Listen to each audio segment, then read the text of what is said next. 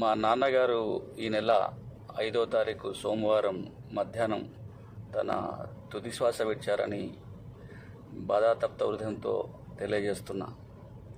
వారి దశదిన కర్మ కార్యక్రమం మా స్వగ్రామం అయ్యగారిపల్లి, కురవి మండలం, మహబూబాబాద్ జిల్లాలో ఈ నెల 15వ తారీఖు గురువారం రోజున నిర్వహిస్తున్నాము. మీరందరూ కూడా పాల్గొని వారి ఆత్మకు శాంతి చేకూర్చగలని ప్రార్థన.